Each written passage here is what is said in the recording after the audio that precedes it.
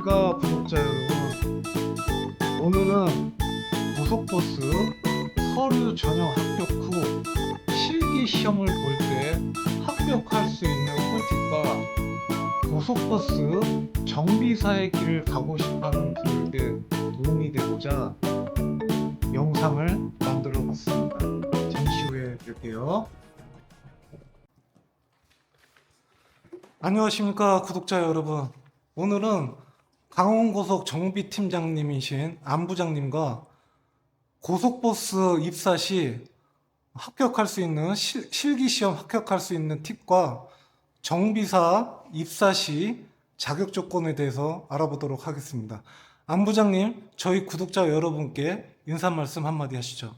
안녕하세요. 저희는 구독자 여러분, 저는 강원고속에서 관리부를 책임지고 있는 안재희 부장이라고 합니다. 저는 이 회사에서 강원고속에서 1990년 4월에 입사해서 현재까지 계속 근무를 하고 있습니다. 보통 승무사원들이 아침에 출근해서 일일 점검을 하잖아요. 근데 승무사원이 바라보는 일일 점검하고 정비사 입장에서 바라보는 일일 점검 내용이 좀 다를 것 같은데 그거에 대해서 설명을 좀 해주십시오. 우선 뭐 정비사나 승무원이나 다 똑같지만은 일단 일상 점검은 우리 이제 저희 정비사들은 일상 점검은 하지 않고 일단 이제 승무사원들이 아침에 출근을 하시면은 일단 시동을 걸기 전에 엔진 오일, 냉각수, 그다음에 클러치 오일, 그 외에 각 구동 장치의 베어링 소음 상태, 벨트 상태 이 정도로다가 일상 점검을 하고 있습니다.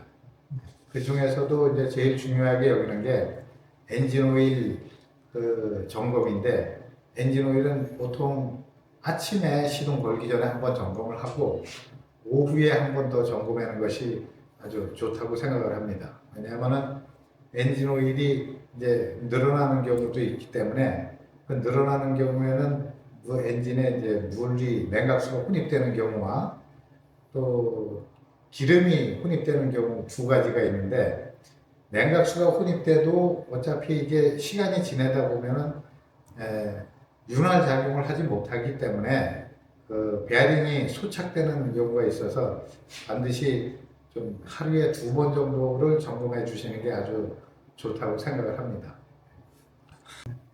자, 그리고 저희 구독자분들이 제일 궁금해하실 내용 같은데요. 시내버스도 그렇고 고속버스, 시외고속도 그렇고 서류 전형 합격하고 나서 실기시험을 보는데 안부장님께서는 실기시험 시 차량에 탑승하시잖아요. 그러면 실기 테스트 할 때 합격할 수 있는 팁에 대해서 설명을 좀 해주십시오. 그 이제 실기 시험은 직접 이제 승무사원이 운전을 해가지고 가서 이제 시험을 보는데, 물론 이제 뭐 다 오시는 분들이 기아 이제 시내 버스 있다 오시는 분들도 있고 뭐 관광버스 뭐 화물차 이런 분들도 다 계신데, 최소한의 그래도 오실 때는 기아 들어가는 위치나 좀 파악을 하셨으면 되는데, 시내버스 하시다 오신 분들은 차종이 틀리다 보니까 기아 들어가는 그 위치를 잘 모르시는 분들이 많아요. 그래서 시험에 응시를 하실 때는 가급적 우리 시외버스나 고속버스 한번 올라가셔서 기아를 어떻게 넣는지 그 방식은 좀 알아갖고 오시는 게 좀 좋다고 생각을 합니다.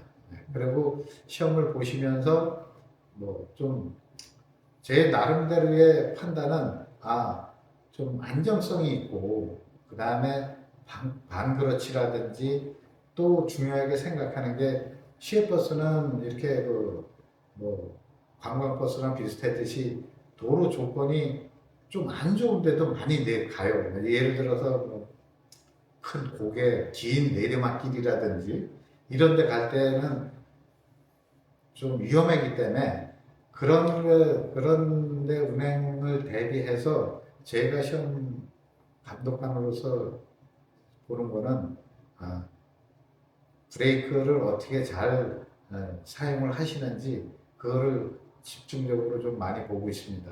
즉 엔진 브록을 어떻게 많이 사용을 잘 하시는지 안 하는지 이런 거를 좀 중점적으로 보고 있습니다. 합격 비율은 보통 몇 퍼센트 되나요? 떨어지는 경우가 있던데요. 아, 합격 비율은 진짜 이렇게 봐서 엔진 브록 같은 경우에야 그 이제 보조 브레이크 사용하는 거는 들어와서 소독을 해도 되는데 이제 시내버스 있다가 오신 분들 이런 분들은 이제 또 경험이 좀 부족하고 이러신 분들은 운전 자체가 잘 안 되기 때문에 그런 분들은 입사가 좀 불가합니다. 그리고 시외 고속 무조건 1단 출발이죠? 그렇죠. 지금 이제 옛날에는 2단 스타트를 다 했는데 지금에 와서는 이제 엔진이 마력수가 고마력이 되고 그렇다 해가지고 이 차가 처음 스타트할 때부터 440마력 엔진이 아니고 처음 스타트할 때는 메인 엔진이기 때문에 엔진 마력수가 상당히 낮습니다. 그 반면에 지금 이게 차가 너무 고급화가 되면서 미숑이나 대우, 트랜스, 그 차동기아 이게 다 고속으로 바뀌었기 때문에 1단 스타트를 해야지 1단 스타트는 기압비가 낮고 2단서부터는 기압비가 높기 때문에 그래서 반드시 1단 스타트를 하려는 게 기압비가 낮아서 그래요. 만약에 예를 들어서 2단 스타트를 하면은 기압비는 높은데 엔진 마력수는 적고 그러다 보니까 시동이 꺼질라래고 그러다 보니까 시동을 승무원들이 안 꺼칠라 그러다 보니까 악셀을 밟으면서 반크러치를 쓰고 반크러치를 자주 쓰다 보니까 결국에는 클러치 아까 말씀드린 대로 클러치 디스크 그 스프링이 필요해지는 그 원인이 되기 때문에 그러면서 그 스프링이 파열되는 그런 저게 되기 때문에 반드시 일단 스타트를 해야 됩니다. 그리고 실기 시험 도중에 시동을 꺼먹는 기사들도 있을 텐데 그런 경우 합격인가요? 불합격인가요? 원칙적으로는 불합격을 시켜야 되는데 뭐 어떻게 하다 보면 이게 내가 본인도 평상시에 잘 하다가도 사실 그렇지 않습니까? 시험이다 보니까 긴장을 상당히 많이 해요. 이 시험 보다 보면 그래서 아무리 마음 편하게 하라 그래도 시험은 시험이니까 긴장을 하다 보니까 뭐 시동을 간혹가다 꺼트리는 경우도 있는데 저는 그런 거는 그렇게 평가하지 않습니다. 일단 운전하는데 그래도 시동을 꺼쳐 먹었어도 뭐 운전하는데 조금 좀 편안하고 이렇게 그 핸들 잡고 운전하는데 숙련도가 좀 있어 보이고 이러면은 저는 다 무방하다고 생각을 합니다. 또 이런 경우도 있더라고요. 실기 시험을 보는데 60km 구간인데 막 70km로 달려서 옆에 있는 막 손잡이를 잡는 기사들도 있던데 그런 경우는 어떻습니까? 합격입니까? 그래서 그런 게 있어요. 예를 들어서 이제 시험이다 그러다 보니까 이제 물론 뭐 시험 보러 오는 사람이 다양하지 않습니까? 근데 이제 간혹 가다 보면은 너무 안 가요. 그럼 제가 그래요. 이건 관광버스가 아니고 노선버스인데 노선버스는 어디까지 구간이 시간이 있기 때문에 어느 정도 가야 된다. 그래서 그냥 너무 안 가면은 제가 오히려 편안하게 가야 된다.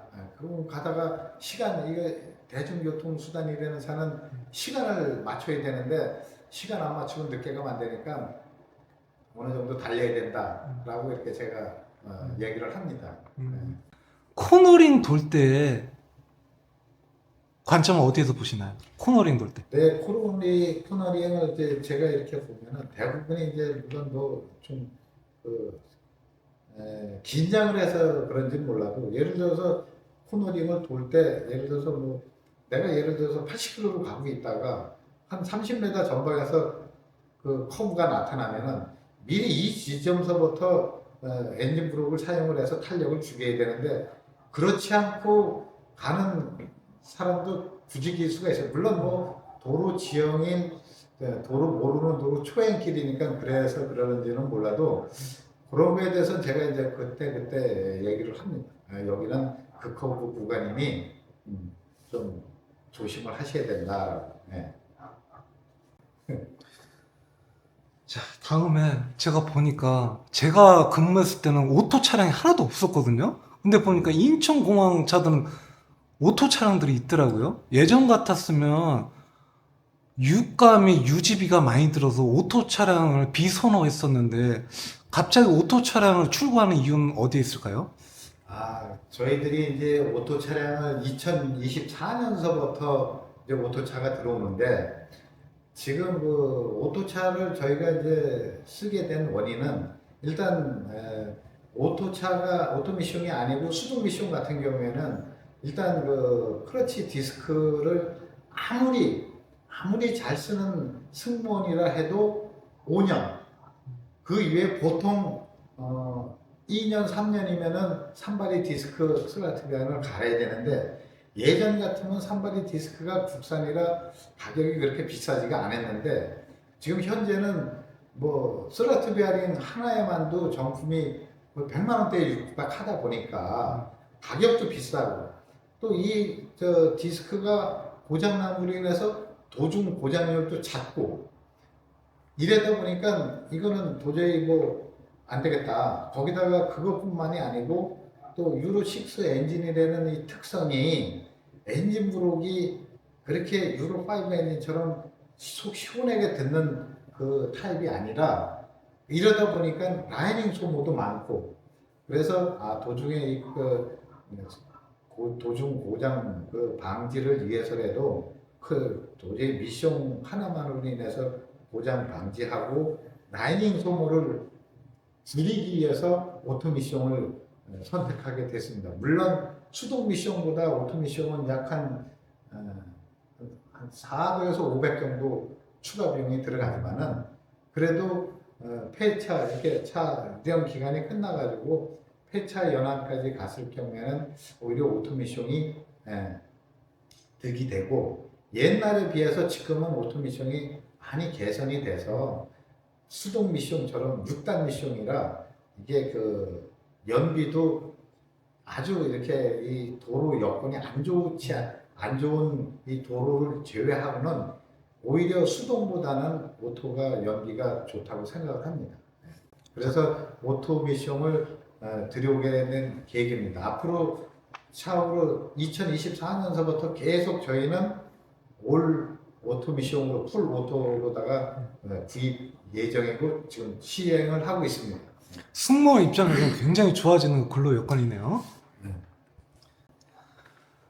자, 강원고속은 정비사가 장기 근속조가 굉장히 많은 걸로 알고 있습니다. 제가 봐도 한 30년 장기 근속 하시는 분도 있고요.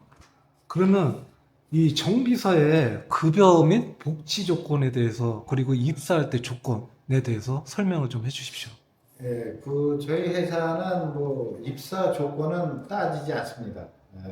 지금 현재 뭐 자격증이라든지 뭐 이런 거를 떠나서 일단 경력이 우선적이고 그다음에 이제 저희 회사 같은 경우에는 그래도 한번 들어오면은 거의 뭐 지금 요 근래에 입사한 몇 분을 제외하고는 최하가 20년 이상, 많게는 지금 43년까지 근무하시는 분도 계시고요.